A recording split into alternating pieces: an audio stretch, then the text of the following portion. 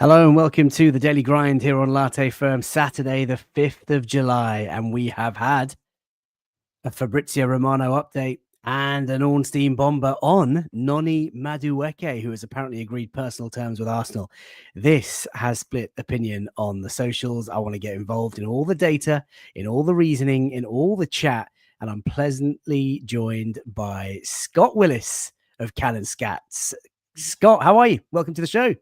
I am doing quite well. It's always fun to have a nice Saturday bomba to wake up to and be able to start processing. I'm surprised how quickly this one seems to be moving. I haven't even had a real big chance to kind of form my own opinion, so this will be kind of a work in progress, kind of talking through with you here, and I think that'll be good for all of us to be able to kind of figure out what it actually means. Well, listen, I'm intrigued in your thoughts because I think you've been in the supportive camp of the move, i.e., you can see why we might be making this move. You've also shared an article which I've also read about, him being ready to explode. This might be the time for him. So we're going to come on to all of that stuff shortly. It's been a very weird and surreal start to the window for Arsenal, Scott. Only Kepa over the line, but Christian Norgard to come, Martin Zubimendi to come. The striker pursuit of Sesko and Gyökeres or whoever it might be seems to just be going on and on and on forever. And then, like you say, there was me in the garden with my son playing football, and then the pings start coming through on your phone. Fabrizio Romano, David Ornstein, Noni Madueke. At first, sort of, raw reaction. How did the link of Madueke to Arsenal sort of hit you? How does it make you feel straight away? I think the first one that I kind of go to is I don't really understand it fully from Chelsea's perspective. I kind of look at what they're doing here and I'm like, this is a player that I think when Chelsea have been at their best, he's been a major part of it. His link up play with Cole Palmer and Nicholas Jackson, I think when those three are kind of playing together, that's when Chelsea have kind of been at their best. So it's I don't really understand why they are so keen to move off of him.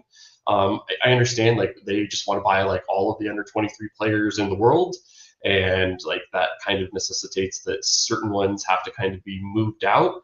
And every time I kind of take a second, I kind of understand their reasoning, right? They're trying to buy a bunch of lottery tickets and trying to see one of them is going to explode and turn into a really good player to be able to do it. I don't fully understand, right? Madueke has shown all of this promise. He's got all of the tools. He's got all the physical attributes. He's got the technical ability to do all these things. And he seems like he's kind of close to being able to be on that precipice of taking the next step. So I'm not really sure why they are kind of selling right now. So that's my first kind of why are Chelsea doing this? From Arsenal's perspective, I kind of see this one as a luxury kind of signing. That luxury. Yeah, as in he's not a luxury player, but this is the end of the shopping list. If you've got everything else, you got a bit of cash in the bank, just go and do it. Yeah, right. Because we just talked about, right? I think everybody knows we want a striker. I think everybody knows we want a left winger, and he's not really either of those. So to me, that's where it kind of seems like a bit of a luxury kind of player, right? I think I think he'd be very clearly as a Saka backup, and I think if he came as a Saka backup, we would very clearly have the best probably backup right winger in the league, kind of being able to do that, because I think he's a player that has the caliber to be a starter on a Champions League team, right? I think look, I think if he was with Chelsea next year, there'd be a very good chance that he would play quite a bit in their Champions League team. He played a lot of minutes for Chelsea, finishing in the top four doing that. And I kind of look at the teams behind us. I think he would start for a lot of them. So that's kind of the one where I'm it feels very luxury for me, for what we're doing, but I think it's a potential market opportunity if he's kind of coming in and we can get him for maybe less money than being able to do this. But I'm still fully kind of trying to wrap my head around it. Yeah, listen, I'm massively underwhelmed, and much like the chat, the opinion is split. There are some people in the chat that are quite excited by this prospect. We should back him. He's talented, etc. Then there are others like David. I'm absolutely rattled by this nonsense. Systems Matter says, stop coping, guys. This is terrible business. Look, the Chelsea links are always going to give us that PTSD. And it doesn't help that our one signing of the window so far happens to be another Chelsea player. Yes. But we've been once bitten, twice shy, thrice shy, quadruple shy. I mean, Jonathan Kay was first in the house saying, look, David Luiz, Willian, Jorginho, Havertz, Sterling, potentially Kepa and Madueke. It feels like they've got something over us. But look, let's take a deeper dive into why we think Madueke might be interested, just to kind of something's happened to the screen there. Just to kind of set the scene, I guess. So there we were, enjoying our Saturday mornings, stroke afternoons, evenings, just after the 4th of July, as you guys celebrate across the pond. Fabrizio Romano saying that I understand Arsenal have now started advancing on personal terms discussions with Noni Madueke, and David Ornstein on the right-hand side with his bomber saying Noni Madueke has agreed personal terms with Arsenal as they consider approaching Chelsea for the England international. So club to club, no conversation, which kind of leads us to maybe some sort of up situation here, but let's not talk about that and get Arteta into any more trouble. Let's take a look at the player himself, Scott. So look, you're going to recognize these radars. I'll get you to talk through it in just a second. Excuse me. So what do we know about Noni Madueke? We know that he's 23 years of age. He's a 6-footer. Arteta likes his tall players, and that's quite tall for a wide player. Currently plays at Chelsea, of course, formerly of PSV, an England international with 7 caps to his name. He's very much a left-footed player, loves to play on the right side, has played 90% of his games at Chelsea on that right side, the remainder playing on the left side. Last season in the Premier League, 27 starts, 5 appearances off the bench. He scored 7 goals in the league against a backdrop of 9.64 XG, and he got 3 assists. He's created 6 big chances in addition to that. He's not the most aggressive dribbler, 1.4 successful dribbles per game. That's half of his dribbles being a success rate there, 49%. He has 2.5 shots per game that he gets away. And his contract, to my surprise, to my mad surprise, he's only on £50,000 a week at Chelsea. Yeah, right. I think we'd all like to only be on 50K a week. Yeah, right? exactly. But I just wonder if that's why personal terms have been agreed so quickly, because obviously we've been able to raise that. But look, looking at your radar and looking at what I've just talked you through, Scott, tell us about the player profile. I mean, tell us about your radar and the numbers and the stats that kind of jump out to you. Yeah, I think the big thing that you can kind of see with Madueke is that he's a high volume player. So you're going to see lots of shots. You're going to see not necessarily lots of dribbles, but he loves to carry the ball. So watching Chelsea, he likes to receive really wide by the touchline. And one of the ways that he really adds a ton of value is being able to drive forward with the ball, being able to do that. So not necessarily, beating his man, going through it, but using like his threat of his speed to be able to push players back, to be able to get into very dangerous locations.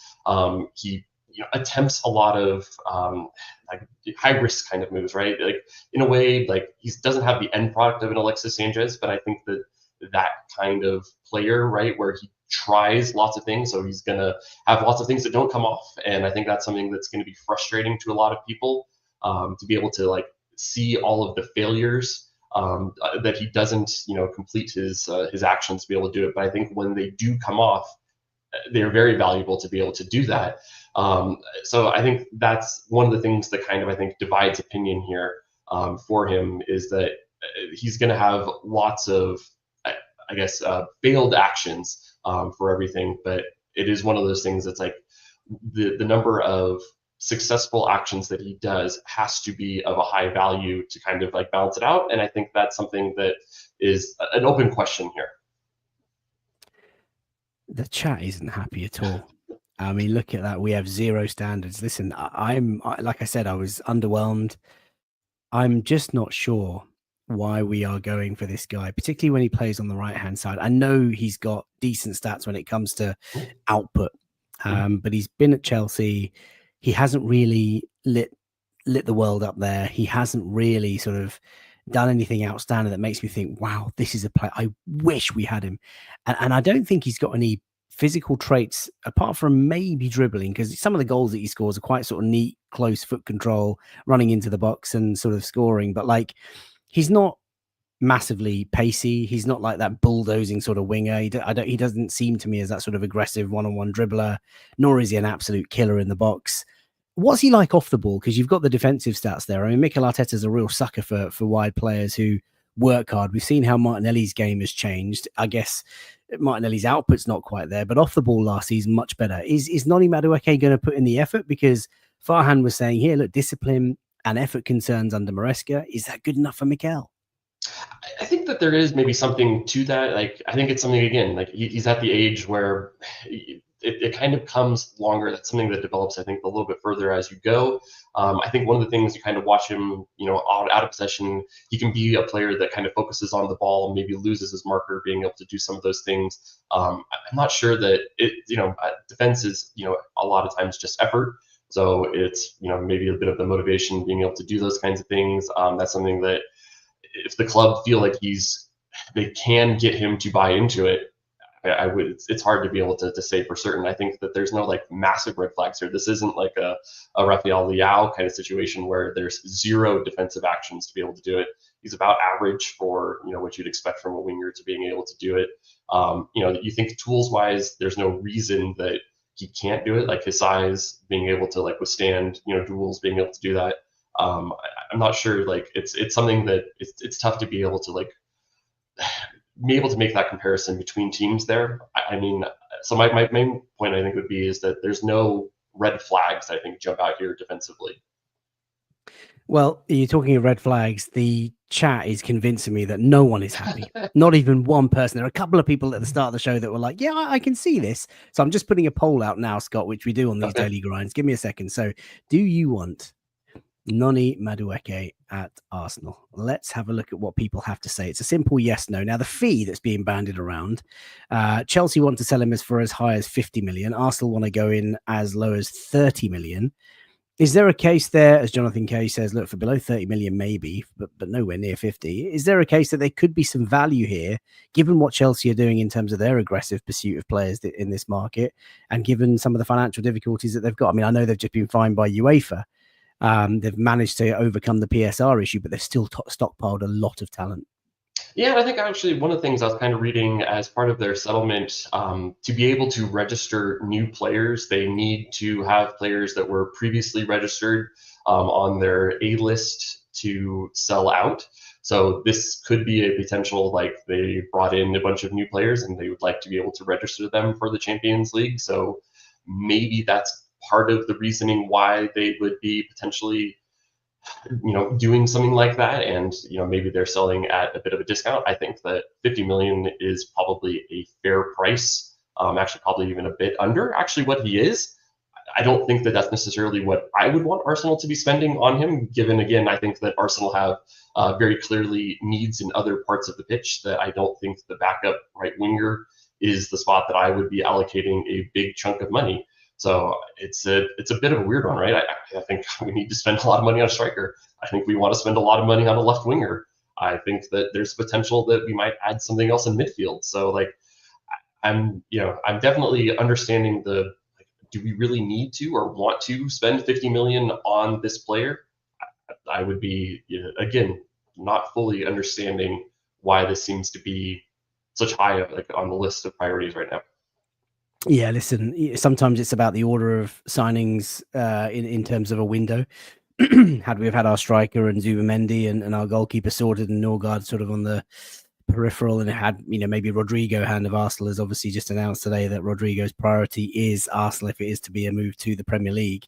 If they were all in, I guess it goes back to your point earlier about it being a luxury signing. This is the last thing you do with a bit of spare change in the bank, as cover for Saka. We'll come on to Saka. We'll come on to the impact on Ethan Waneri as well, because there's a lot of talk now about Waneri not being happy and him maybe sort of being moved on.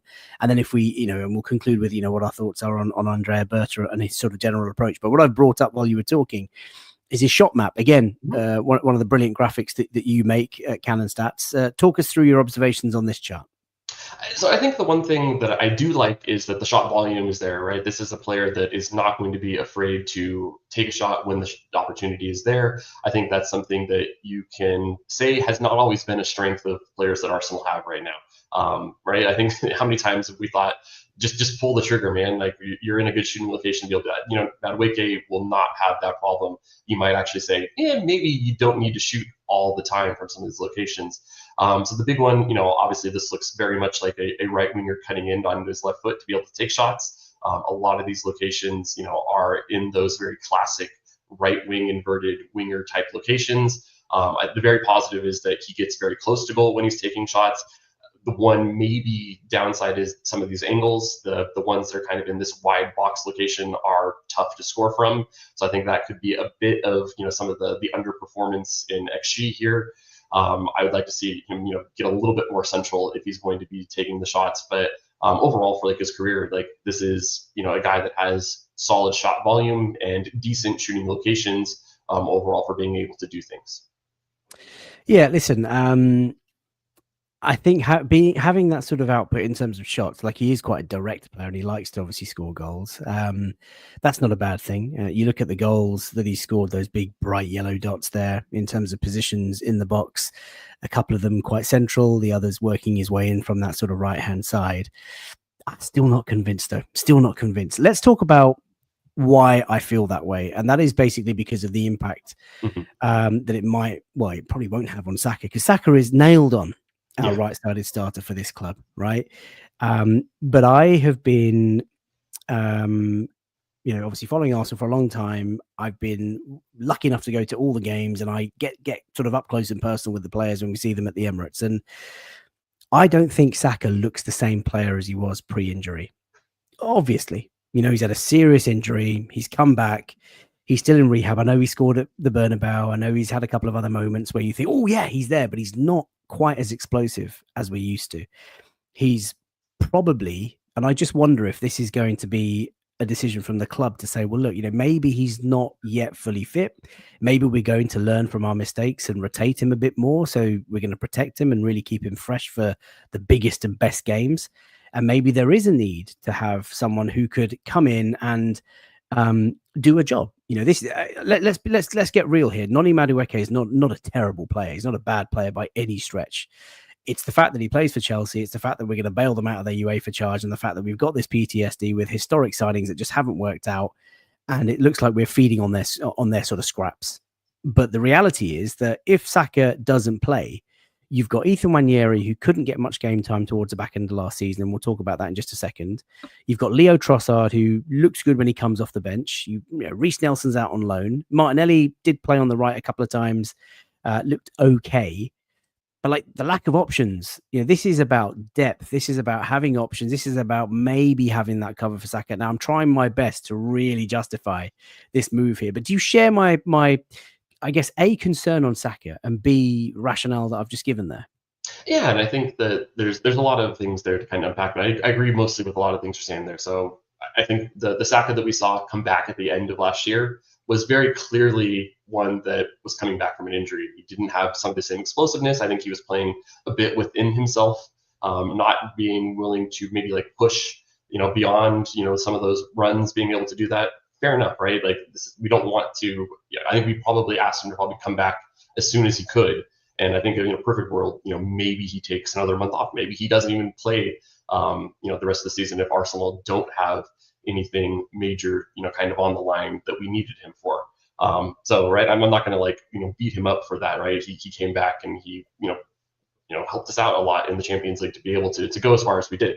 But I think one of the things that we would ask the club to do is learn from some of these mistakes that we've had in the past, right? And what was one of the things that we talked about, basically for the last 2 years is not having depth for Saka to be able to have a real option to be able to do it, right? Like, what's the thing? It's like, oh, Mikel is using him up like a bar of soap, and we're doing all these things. So it is a little bit, kind of, I guess, hypocritical for us to say we want to get a backup. Oh, but the backup you're going for, no, not that one, right? Like, so it's like, and I think one of the things, if you're going for a backup, it's almost always going to be a compromise of some sort, right? You're not going to get a player. Like, how many players are actually better than Saka? Like, handful, right? If any. I think you can make a real strong case that there might be like two that you would realistically say are better than Saka right now. So I can certainly see that, and we need something that's an option. We need to be able to have something, and I think Madueke could fit into that role. And I think that's again where I think he's a bit of a luxury to be able to do that versus what we want to be able to do on these things. And I think that I was pulling up some stats, and I'm going to write about it later today. That I think if he didn't necessarily have Chelsea attached to his name, I think that might be something where we maybe look at this in a different light. I've seen kind of in the chat, people talking about Semenyo. When you actually go put his numbers up against Semenyo, it looks better. I think everybody was super excited for Eze. When you put his numbers up against Eze, his numbers are better than Eze. Like it's weird. I think it's one of those Chelsea players get a certain stink kind of attached to them, and fair enough. And I know even you kind of talked about, right, our hit rate with Chelsea players. I think people are saying it's bad, but I kind of look at the players that we've signed from Chelsea lately. I think we've actually gotten the better deals out of all of these, right? David Luiz, like we were in a bad spot, but I think he was actually a pretty solid player in a spot where we really needed a center back. Jorginho, people hated that move when he came, and he's leaving as a player that's kind of a cult, classic, favorite for people to do that. People hated Havertz. People still do hate Havertz, but I think that he has shown quite a bit of good things kind of coming from there. So it's like, I think that Arsenal generally have been able to do decent on being able to, pluck players out of Chelsea when there's an opportunity there. I'm gonna disagree with you with the greatest respect in that. I don't. I think you're right in that some of those players have done a decent job. I think the frustration stems from the fact that we want players that are going to come in and do an amazing job. We want players that are going to come in and do a great job, not just players that are going to come in and stick a plaster over a broken arm. Like, that's nothing against you. I've heard a few other people say, Jorginho came and he was a good signing. He was a good signing at best. He wasn't anything great, ran out of legs in the end. Great servant, great model pro, great that he was part of the club. David Luiz, again, same thing. And Kai Havertz has been probably the pick of the bunch. It has been a really good player for us, but there's still that expectation that we need more, we need better from him. And look, I do take a point that you made in that if he wasn't playing for Chelsea, if this was a guy, if he was a left winger playing at Wolves, if he was a left winger playing at Aston Villa, 30 million. Right, if you think like this is Brighton or this is Bournemouth, right? Yeah, exactly. That sort of value, those sorts of numbers. I do agree with you. I think that the Chelsea tag has, absolutely influenced our way of thinking. Moving away from Bukayo Saka, the chat's not happy. Let me tell you, Scott. Moving away from Bukayo Saka, let's talk about the impact on young Ethan Waneri, because a number of people in the chat have talked about how awful it is, the treatment that we've sort of given him. Dave's in the house, Patreon member, says, horrible thought. Are we targeting Madueke because Waneri may not sign? I mean, he's obviously a right-sided player. I would imagine he goes ahead of Waneri in the pecking order if he were to sign. Does this potentially complicate things for young Ethan in terms of a future here, or is it maybe a loan move that we're looking at? What are your thoughts? I mean, so I think the idea is that Ethan's position is probably more for the future, more inside rather than as a right winger. So if you're looking at it in that regard, no, it probably doesn't really change the overall long-term view and pathway for him to be able to do it, right? His position is not right wing. Getting a right winger doesn't really change things.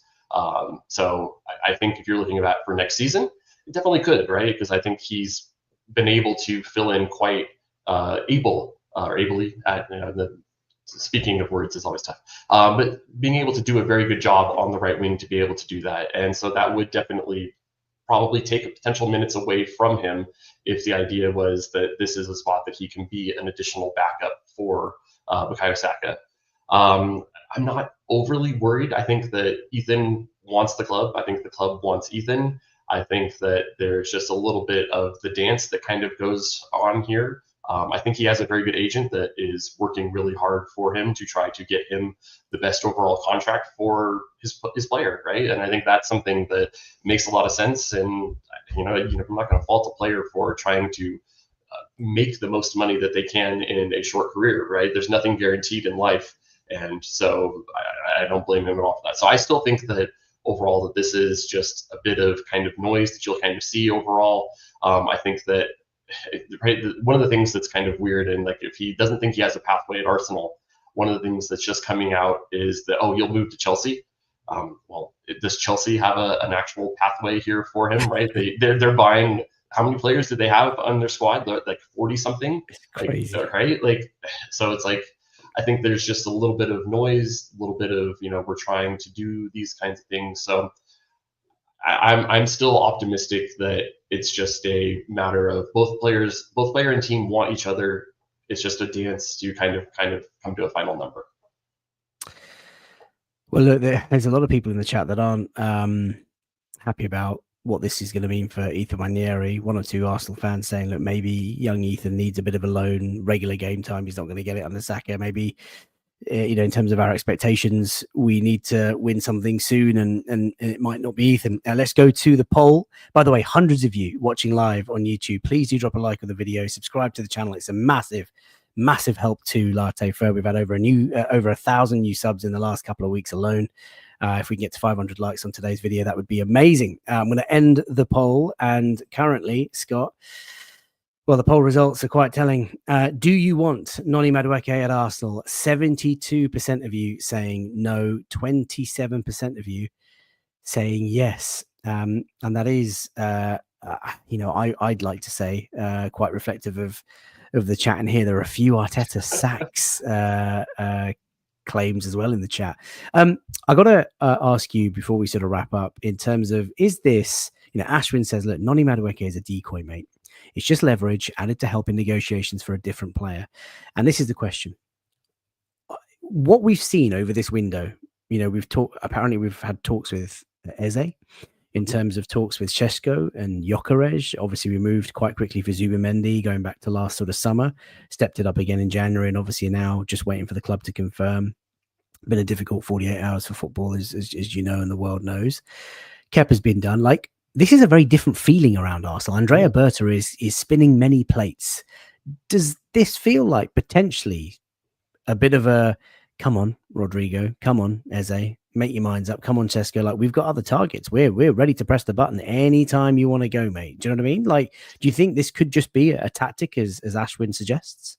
I think there's a realistic chance for that, right? I think we're trying to understand how Andrea Berta operates here, and I think that there is a pretty drastic difference here from the last couple windows under Edu, where Edu, I think, likes to be a little bit more secretive and not necessarily have the links go out quite as publicly to be able to kind of do things. So this is definitely a pretty drastic difference in the overall way that the team is going about doing business, and I think that's something that maybe we need to kind of adjust to. And not every single bit of news means that is 100% what's going to happen. It might be a bit of trying to negotiate and have a bit of, hey, yeah, we do have other options here. You aren't our only spot. One of the things that I kind of got frustrated with under Edu is it feels like we got a bit of like tunnel vision on targets, and we kind of got into a spot where we only had eyes for one player, and if that player didn't work right, it did seem like we weren't able to quickly pivot to other moves. And so I kind of like that we're going for multiple players and being able to kind of be a bit more proactive to be able to do it. I think that maybe we need to take it with a bit of grain of salt on, if every single move is going to be the one that we are actually doing, versus it being we're trying to feel out and understand and making sure that we're getting the best deal overall. Nunandinho says Berta's approach was frustration for the Atleti fans, and there are a few people in the chat saying we're just so sick and tired of all these talks and all these approaches for players. I mean, look, my conclusion is that no matter what sort of stats and radars and output I look at, I'm massively underwhelmed, Scott. This is not a player that I think we should even think about parting any sort of money with, just because we have so many other needs. And I know we've talked about the order of signings, and you've mentioned at the very start, to be very fair to you, for the late joiners, that if this was a last day of the deadline, deadline day, or a third attacker signing, right? If we got a striker, exactly, we got a left wing, right? I think this is a great luxury addition. Yeah, if you've got your forwards and you've got your Rodrigo and you've got your Eze's, and there's a little bit of a few coins in the bottom of the piggy bank, and he wants out of Chelsea, fine. But if this means that we either disrupt Ethan Waneri's future, or it doesn't allow us to buy a player in another position, then it'd be very disappointing. And I think most fans find it galling. This is what really irks me, right? I find it incredibly frustrating that we buy players off Chelsea. They then go and buy the world beaters because they've got the money. They're stockpiling, they're adding talent, they are going out and getting the best talent from across the world. They've got these UEFA fine. I mean, it feels like they're going to sell us Madueke to pay their UEFA fine. That's how frustrating it is. So the story there is frustrating, and the chat are absolutely unequivocal, Scott. Yeah, and I mean, I guess you could. That is a way of framing it. I guess there is a way of also framing it. This is Arsenal taking advantage of Chelsea because they have the UEFA fine that they are having to offload a player that is incredibly promising and is one of their great lottery tickets that they've kind of bought. And now Arsenal have a chance to buy this player that has this potential. I know that doesn't sound great, but that is another way of framing it as well. Mm. Chrome, welcome, says still bad because instead of Eze or Rodrigo, only acceptable if we get him in addition to them. Mikey Mike says FK, I still wouldn't sign him. Ethan needs minutes. Mba says Kepa, Norgard and Madueke in phase 6 is mad work. If we sign Madueke, the project dies. I think we're going to end it there. Thank you so much, Scott, for joining me today on this very impromptu, the Daily Grind. Obviously, the talks have moved fast. Arsenal have agreed personal terms with Noni Madueke, have not made contact with Chelsea. That remains to be seen. If you've been watching the video, please do drop a like, subscribe if you're new, get involved. There's lots of content on the channel feed. Check that out.